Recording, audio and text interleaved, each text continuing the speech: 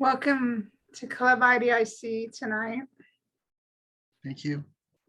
How are you? Oh, I'm okay. You are the first to arrive. How's life? Oh, life is fine.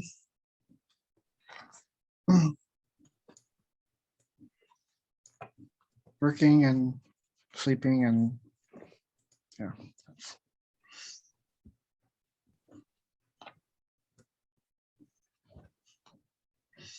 How are you? I'm good. Life's just been quiet.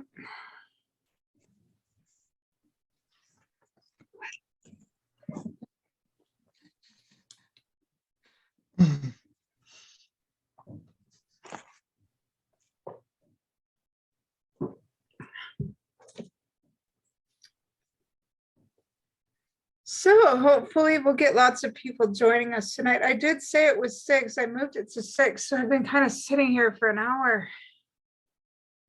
Huh? I moved it to 6. Oh, you did? I did. Oh, I didn't realize. Oh, I'm glad I. Oh, okay. Yeah.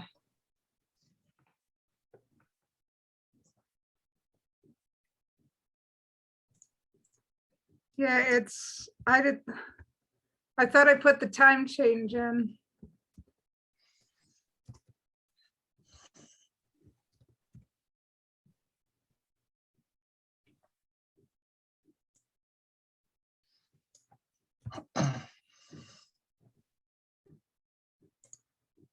So what do you think of tonight's topic?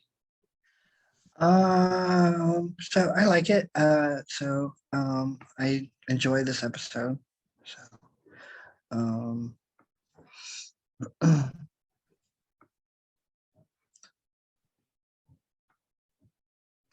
let's see, overcoming obstacles or overcoming barriers, not obstacles.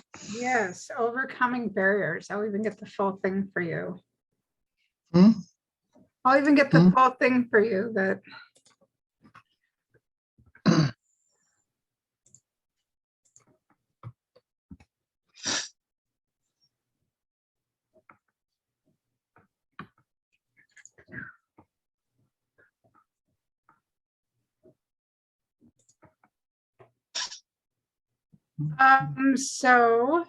so what do you have to say about it?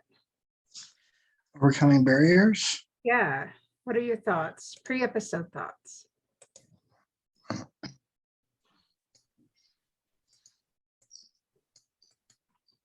Mm.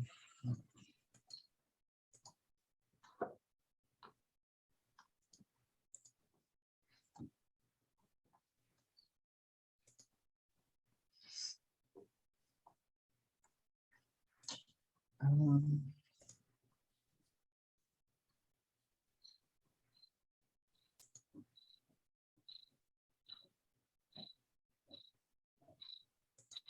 Would you like a little help? sure. Sorry.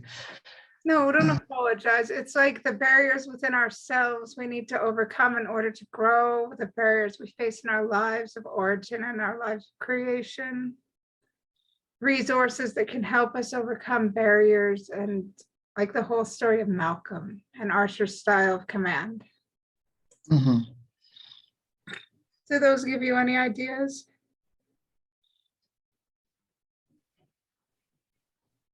No, I know we have a lot of fears that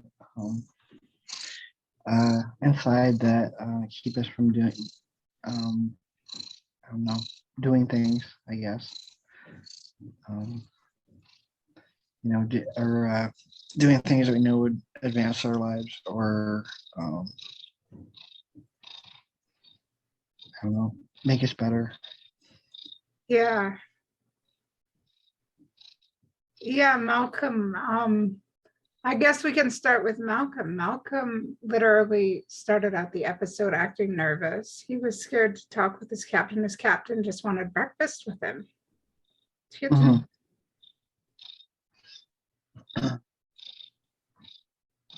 Yeah, that kind of jogs memory. I know it's been a while since I watched this one. So. Yeah. And it just turned into this whole thing about having to lower personal shields and actually trust other people in order to overcome a great barrier that was placed on the whole ship. Mhm. Right. Yeah. Did you want to go ahead and watch it first and then we talk? Sure. Yeah, all right, we can do that. All right, so yes. Uh, so yeah, sorry I'm late. I didn't realize we changed the time. Um, yeah. It's okay. Okay, so we'll watch first and then we'll discuss when we come back. Are we all back yet? Yep. I'm back. That was a thrilling episode, wasn't it? Yeah. I think what I got out of it to start was the biggest barrier to life can be ourselves and our fears, right? Right.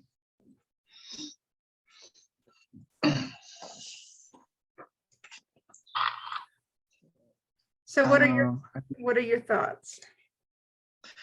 so I don't know, Malcolm had this idea in his head about what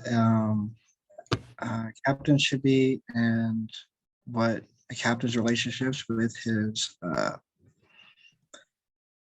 people should be. And he was afraid of letting that go. Yeah, he was like, a captain shouldn't be a friend with his people. A captain should be a captain, and all the other little peons should be below the captain. There shouldn't be intermingling. Right.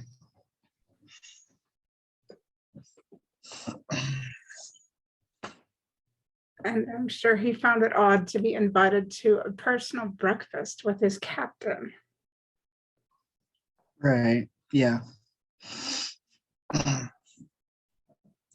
So yeah, but he quite didn't know how to deal with that.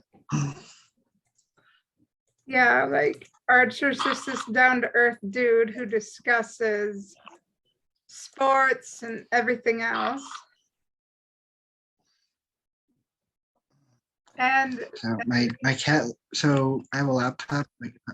My cat likes to rub the laptop screen, and it makes my image bounce. that's all right. Sorry. Go ahead. Yeah, so anyway. So Archer was this dude who loved sports, right? And Reed was just this straight-laced guy who just really didn't have a face for sports. And they're sitting at the breakfast and they're discussing sports, and Reed is like, excuse me?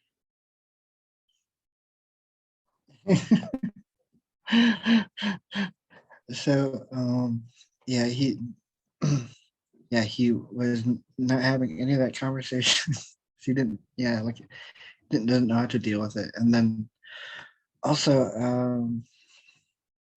I don't know, I don't think we really learned too much about Reed throughout the series, but I don't know, he's very, as it is, he's a very reserved person.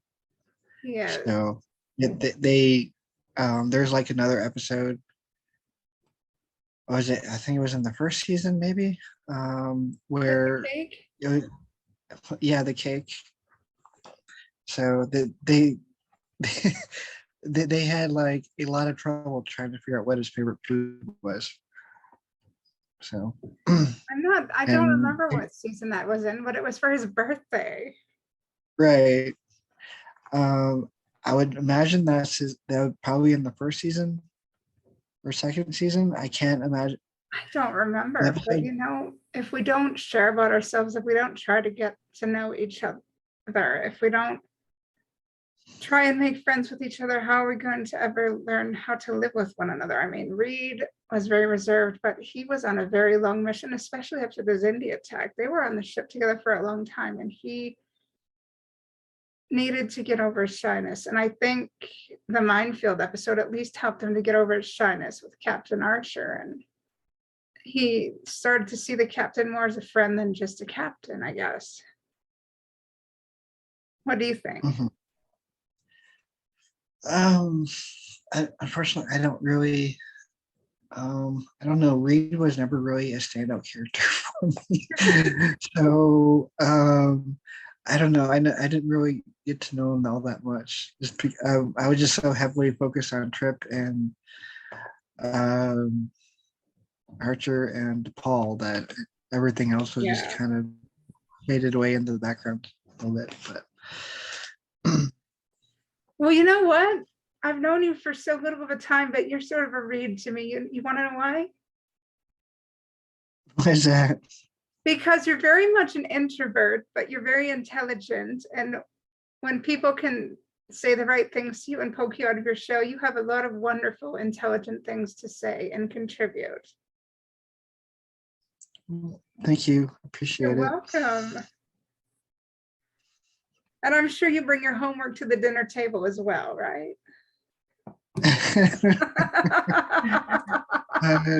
No, I was a terrible student in high school or in school, so I didn't become a good student until like maybe 5, 6, 7 years ago. So that was when I realized that if I wanted to get through college, then I actually needed to do my work. So well, you're probably a very hard worker and a very good contributor to whatever you're working on. And we won't discuss your work, but you probably work very hard at whatever you do. I hope so. Yeah. So I'm like another attribute of Reed. I very hard on myself, so I don't usually give myself the credit that other people No, give you me. don't. So. You don't. I concur. And you get very, when people give you credit or compliments, you're not used to it. Just like Reed wasn't used to it. Mm-hmm. It's very interesting when Archer tried to get to know him. Reed put his little wall up and said, I'm scared. Why is my captain wanting to invite me to breakfast and suddenly talk to me about sports and get to know me? I was taught this was improper. They suddenly get interrupted to go back to duty, and we thought that was the end of it. Then all of a sudden Reed goes out, has to deactivate the mine, then boo, he gets impaled by a mine spike, and Captain Archer has to go save him. Mm-hmm. And so they are no longer captain and lieutenant, but equals, trying to solve a daunting problem that could kill them both and everyone else. Right.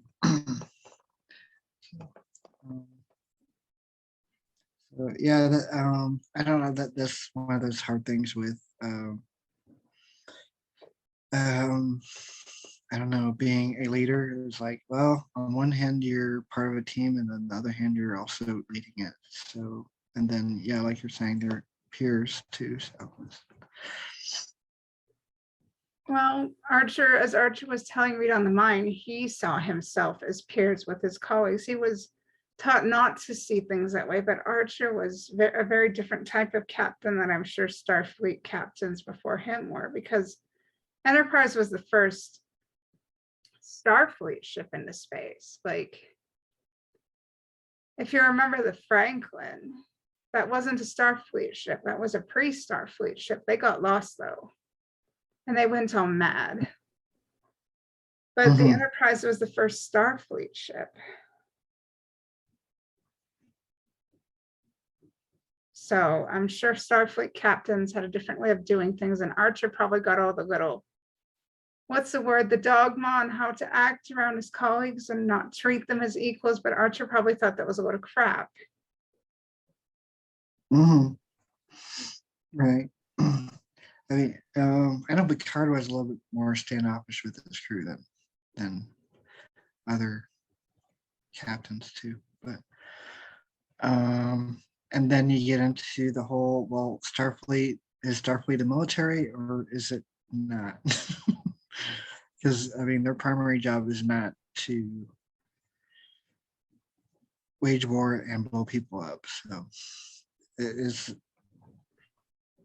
a slightly weird organization just because you have Kirk, who goes straight from an ensign to being captain, and Tilly in Discovery, she goes from like ensign to first officer. So Starfleet's That's true. interesting.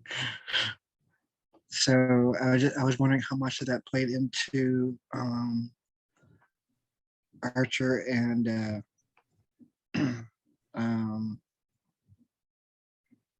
or Archer's view of himself as a captain.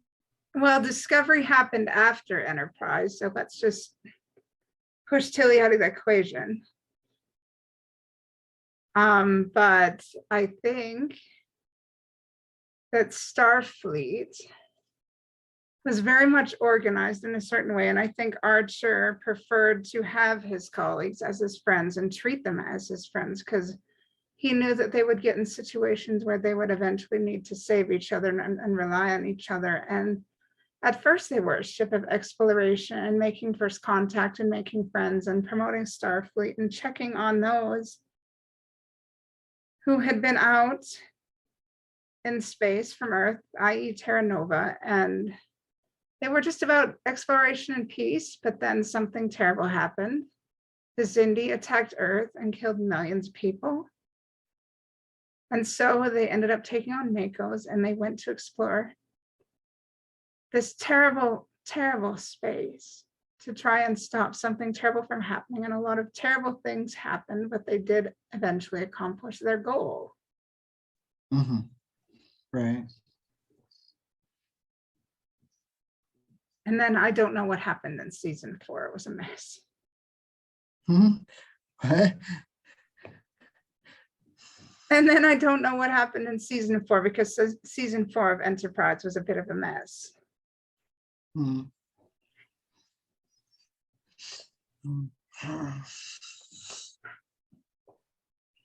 But you know, the Starfleet officers, you know, the first barrier is the same as the first duty they have to themselves, is the truth. Their barrier is they can't be honest with themselves and who they are and how much value they have to themselves and others, I think. Mm-hmm.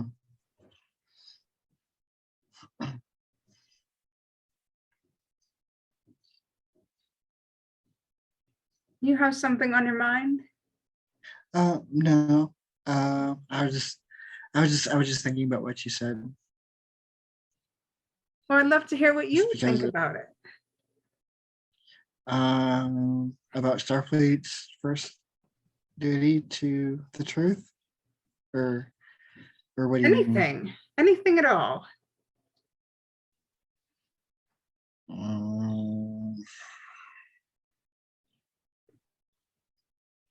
I don't know. I love that episode too. So apparently they actually have shown that episode at the Air Force Academy to like new cadets. Apparently, from what I understand. Oh, Minefield? No. First duty, next gen. Oh, goodness. Yes, because to... in the military, you have to be honest, or else you get into a lot of trouble. Mm-hmm. But, you know, you cannot be honest with others unless you're honest with yourself. And if you're not honest with yourself, how do you have the capacity and the spoons to be honest with others? There's a conundrum. Mm-hmm.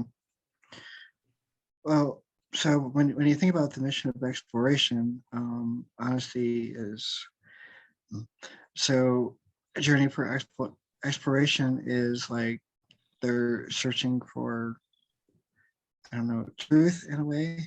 So if they can't be honest, then they're not really searching for truth.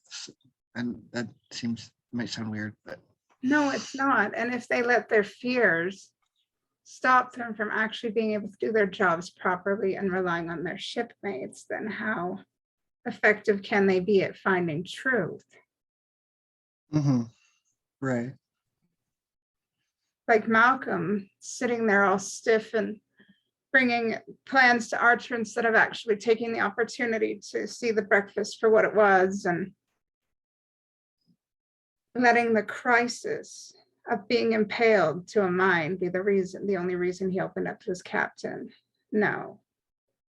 He should take the opportunity. I hope he took the opportunity to learn from it and grow from it and actually learn to be a productive member of the crew so that he could rely on them and they could rely on him. Well, I don't think he fully learned because there was that business with Section 31 that put him in the brig, but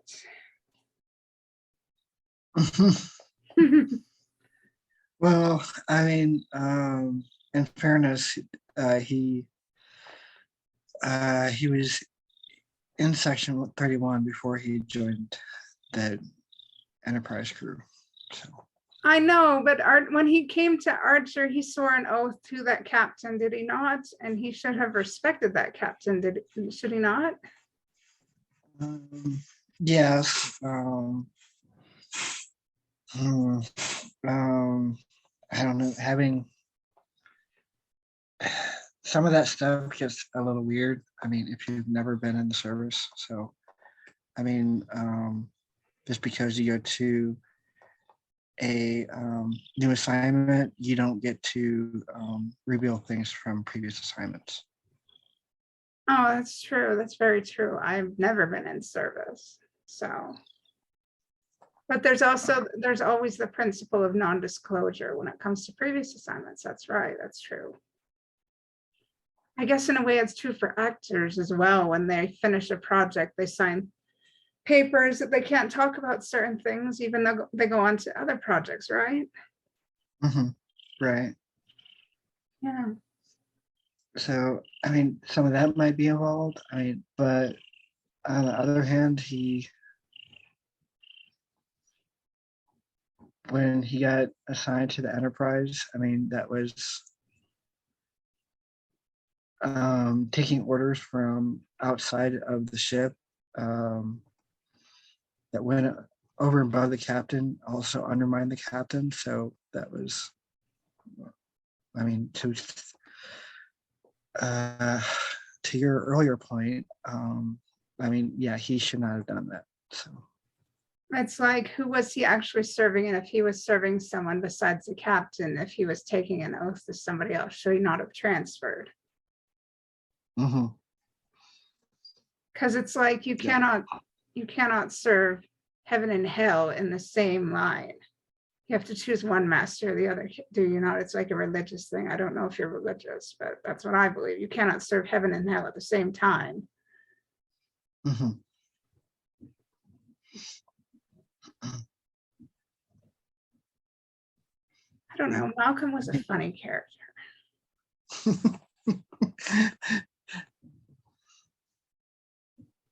Oh, he came around in the end. He did, but it took him getting arrested. Well, I mean, I think part of it was Phlox was in danger too. So his shipmate was in danger. So is either continue with his actions and potentially get Phlox killed, or show loyalty to his shipmates. But does it really take someone being in danger for somebody else to have morals? That's another barrier. I mean, that we put on ourselves, choosing when it's convenient for us to have morals instead of having them all the time. Well, maybe, but I mean, just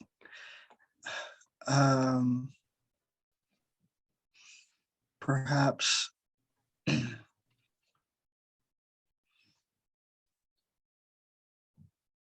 we don't always consider the impact our actions will have. No, we So, don't. so perhaps Malcolm wasn't thinking about the danger that he was putting Fox in. But it's like he was so stringent about ship protocols and how archers should be acting as captain and respected as captain. And he brought this all to this simple breakfast in Minefield. And then later on, he says, oh, to heck with Archer. I need to listen to Section 31, no matter who gets hurt. And he makes these decisions and he ends up betraying the men and the ship he made an oath to for someone who was off the ship. And that's a bit of a double standard. What do you think? Yes, I mean, it's a double standard. I don't know. So, I mean, yes, it's a double standard. I mean, and yes, he shouldn't have done that, and probably wasn't really thinking all that clearly. So, I think he even came across as a little confused in that episode. That's true. I mean, and that actually touches upon another barrier to our success and the success of others is our own ability to let ourselves be easily influenced by people or situations that might not necessarily be good for us, Mm-hmm. Right. Like I'm thinking of Malcolm, and I do have an idea of what his past was like just because of his phobia and everything. And I'm sure he got a lot of crap for it, but he let that build on himself so much that he became a social introvert, and he didn't really try to overcome that, even when the captain could tell he was an introvert and offered him an opportunity to sort of crawl out of that with a breakfast and a friendship. Right.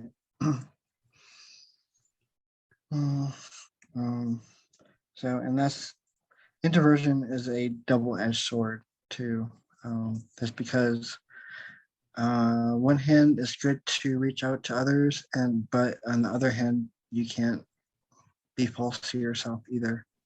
Right. It's not a bad thing. It's not a bad thing. And it's great that people can be true to themselves, but I don't know, the world should be gentler with each other and find a way to include the introverts in a way that everybody can be comfortable, that those reaching out don't feel like their efforts are being slighted and the introverts don't feel overwhelmed, Maybe that should be a medium that people can work on.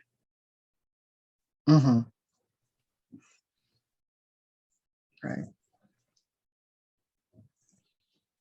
So I think part of that is just setting up good boundaries. So, when you cross the line with like an introvert, I was like, okay, I need to back off now. Yeah. Or know where that line is, so you can make them feel comfortable coming out, but on the other hand, you let them be comfortable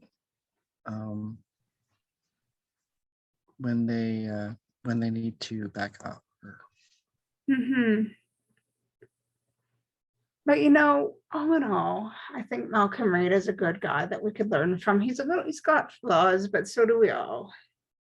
Right. Yep. Yep. I agree. He has knowledge that, he was able to go and deal with this mine and had this training. He volunteered. He was like, I have this training. I'll go out on this ship and I'll deal with this thing. So none of you have to risk yourselves. Mm-hmm. Yeah, that's another.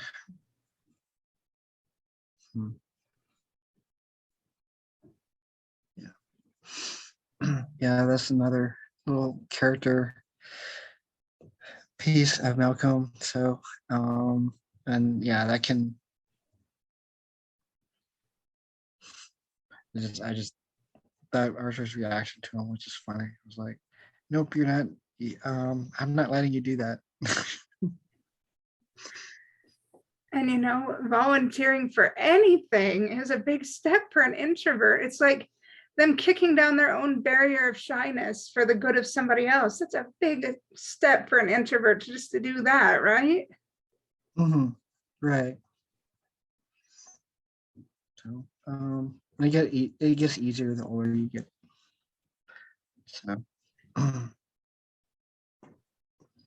Yeah.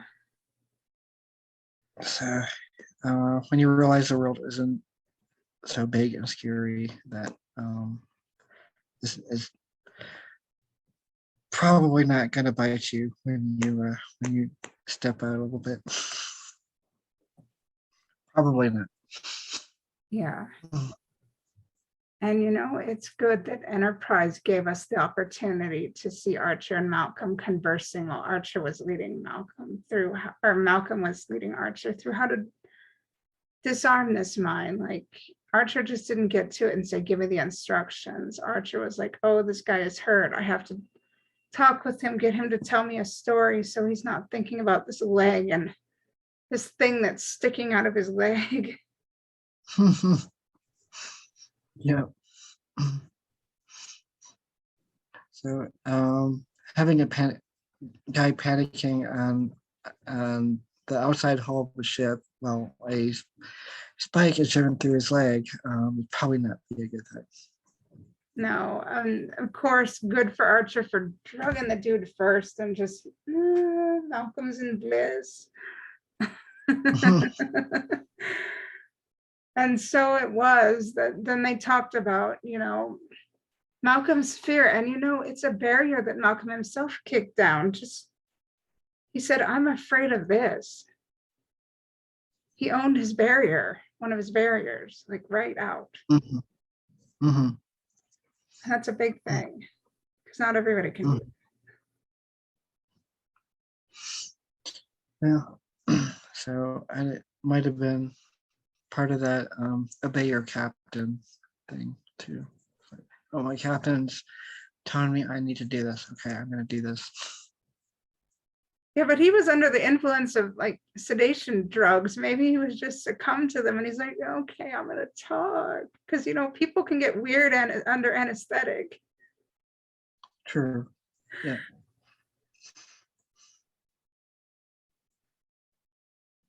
And so he said he was afraid of water and that's why he was in space. And Archer was just like, so you afraid of drowning and then you went into space. Okay. Yeah.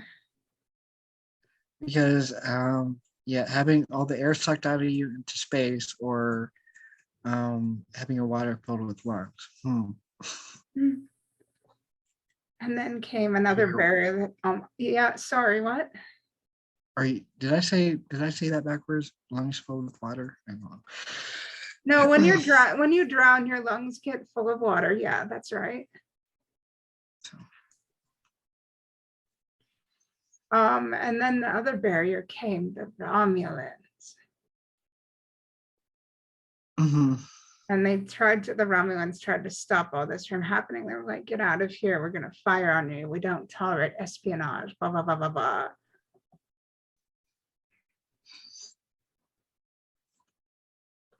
It's kind of interesting that they never really did attack them. But, no. And Archer was just kind of like, me, screw it. And yeah. And it's like, it makes me think of another barrier Malcolm exposed about himself. He had so little self-worth within himself that he was like, kept trying to off himself, kept trying to say, oh, give me up, let me die, blah, blah, blah. He had so little self-worth that he thought he was very expendable if everything went wrong. And a lack of self-worth is a definite problem among a lot of people. It's a barrier that stops people from actually living dreams, being hopeful, being positive, being happy. And indifference doesn't help that. It really puts a barrier on self-worth, and everybody just attacks each other with indifference each and every day, and I wish it would stop. Mhm.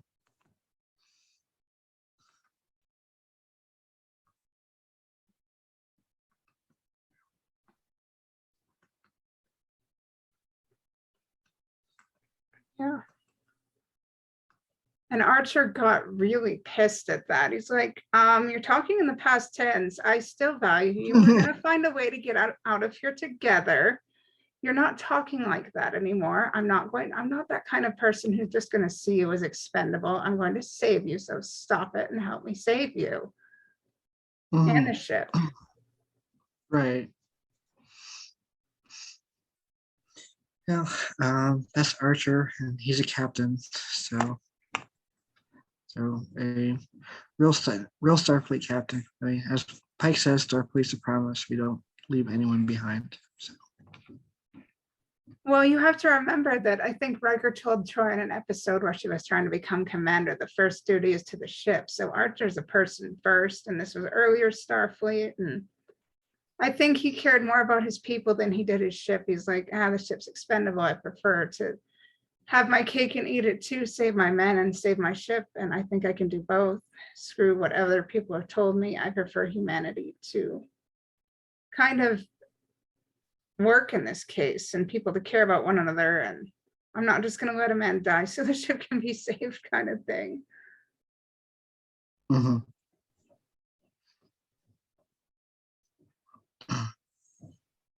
Yeah. So, but it's interesting the solution they came up with. And when he first said, like, oh, we're going to detach the hull plating or whatever it's called, the looks he got, they're like, really? You're going to do what? And then Archer's like, oh, I'm going with him. I'm not abandoning him. I'm going to do this together, even if I die with my friend.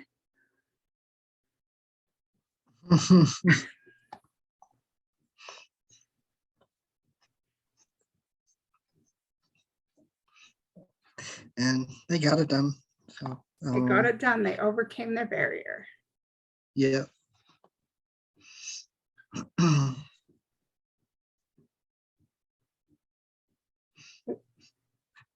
Yeah.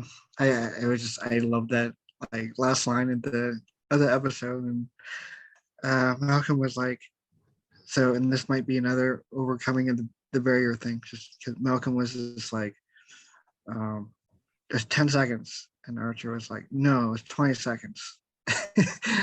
And Malcolm was persistent. So it was just so maybe he had overcome like a barrier where he could actually joke around with his captain a little bit. Yeah. And then Archer was just like, no, it was 20 seconds, and that's an order. And they sort of just started laughing. Mm-hmm.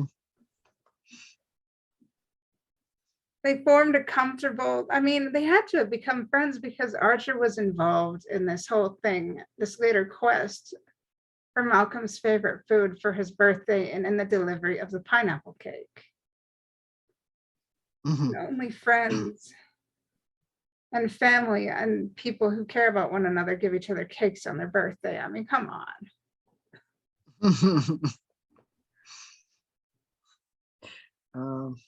No, that's crewmates. They Well, become a family. Malcolm was no longer on his little island. He overcame his barriers himself and with the help of others, with the love of others. Mm-hmm. Yeah. Yeah. Any more thoughts on overcoming barriers? Mm-hmm. You have more thoughts?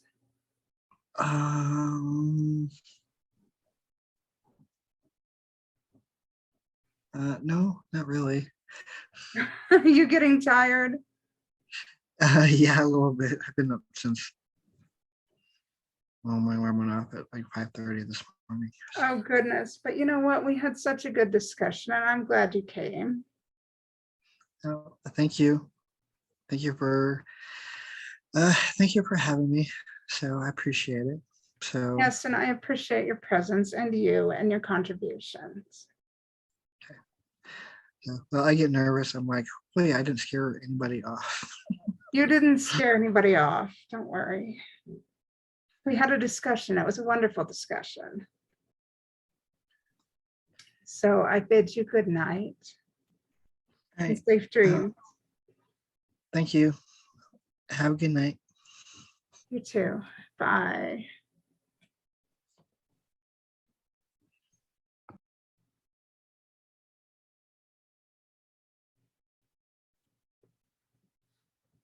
This is Captain Heather. Thank you so much for tuning in. I hope you learned something valuable tonight.